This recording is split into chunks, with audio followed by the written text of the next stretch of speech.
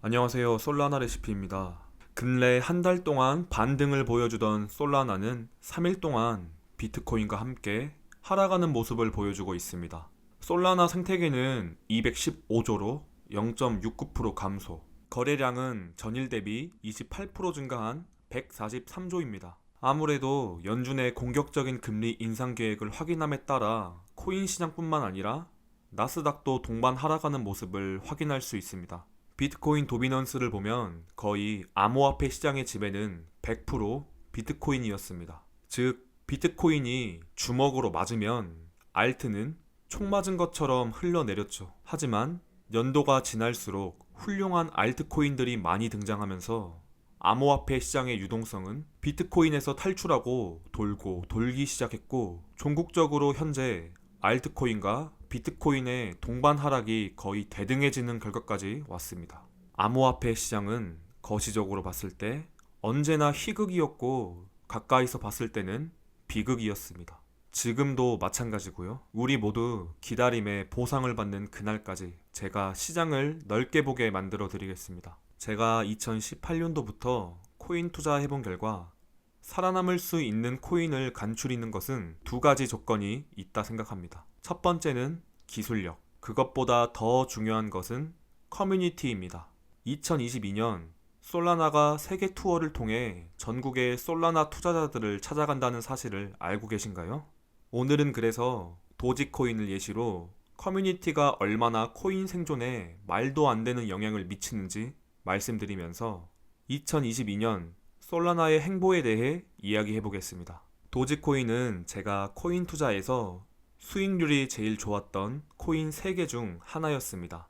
일단 샀던 이유 첫 번째는 저희 집 강아지가 시바이누였고, 두 번째는 도지를 코인의 마스코트로 만들려는 모습을 보았기 때문, 세 번째는 코로나 시기에 각종 부양책이 터지면서 그 돈이 도지로 들어올 거라 생각했습니다. 첫 번째 이유를 제외하고 두 가지 이유는 커뮤니티라는 공통점이 있습니다. 당시 2021년도 초반 도지코인이 조금씩 상승했을 무렵 유튜브 및 트위터 코인판에는 근본 없는 발행량 무한 코인이 무지성 상승한다. 저걸 왜 돈 주고 사냐?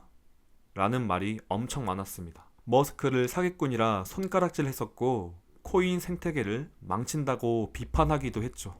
제가 여기서 포착한 점은 도지코인은 비트코인이 코인의 기축인 것처럼 오로지 마케팅 커뮤니케이션으로 이뤄진 코인의 마스코트처럼 부상할 것이라는 생각이 들었습니다. 이때 제가 한번 생각을 해본 게, 첫 번째는 2021년은 신규 코린이들의 진입이 매우 많아졌던 시기였습니다. 두 번째로는 코로나 경기 부양책으로 국가에서 돈도 공짜로 주던 시기였죠.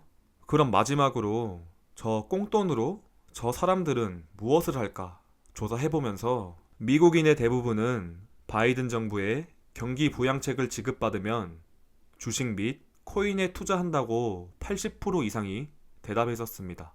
또 이들 80%중 과반 이상이 코인에 투자한다고 했었죠. 그럼 코인 투자를 처음 하는 미국인들은 과연 어떤 코인에 투자할까를 생각했을 때 도지코인이었습니다. 기술력 때문에? 아닙니다. 유명하기 때문이죠. 세계 부호인 일론 머스크 및 각종 인플루언서가 밀어주는 코인이라는 피상적인 정보만 인풋했을 때 그들은 첫 코인으로 도지를 살 거라 생각했습니다. 도지코인의 밈적 요소, 각종 인플루언서들이 구축한 커뮤니티, 그들을 따르고 신봉하는 대중들의 접근, 이 세 박자가 만든 마케팅 커뮤니케이션이 구축한 대상승가도인 것이죠. 지금도 코인을 투자하는 미국인에게 가장 핫 이슈 코인 도지코인은 미국인들에게 마케팅만으로 섭렵했습니다. 결국 제일 중요한 것은 커뮤니티입니다. 우리에게는 어떤 커뮤니티가 있고 솔라나는 커뮤니티에 대한 중요성을 알고 있을까요? 도지에 일론 머스크가 있다면 솔라나에는 샘 뱅크먼이 있습니다.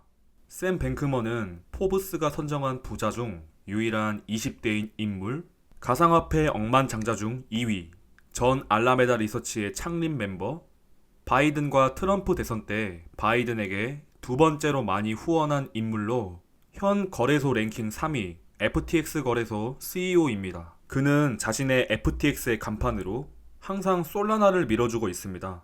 그는 매체와의 인터뷰에서도 항상 솔라나를 미래를 선도할 블록체인 기술이라 홍보하면서 마케팅을 해주고 있죠. 즉, FTX의 성장이 솔라나의 마케팅에도 연결되어 있는 겁니다.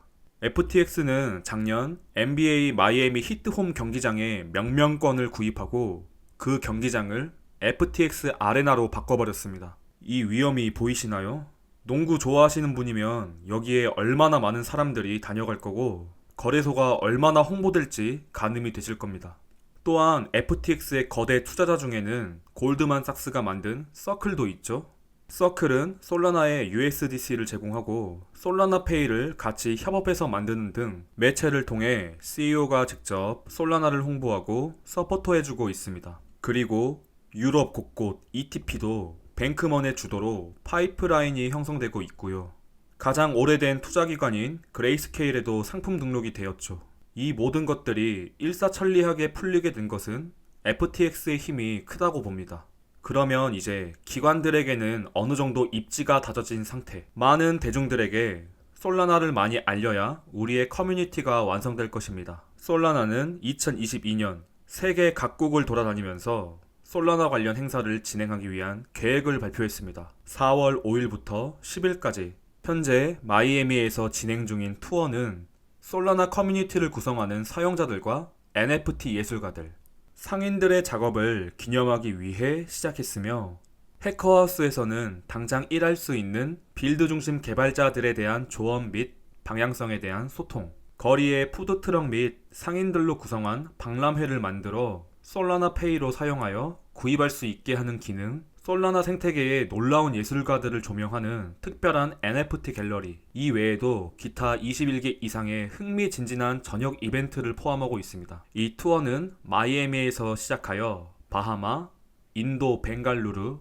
일본 도쿄, 텍사스, 런던 영국, 바르셀로나 스페인으로 전반기 예정되어 있습니다. 아쉽게도 한국은 없지만 한국 방문은 계획되어 있는지 물어볼 생각입니다. 솔라나의 이런 전국 투어가 주는 실익은 두 가지입니다. 포텐셜이 있는 글로벌 개발자를 발굴하는 것, 전 세계 대중들에게 피력하여 커뮤니티를 구성하려는 것입니다. 현재 솔라나 각종 SNS 커뮤니티를 살펴보겠습니다.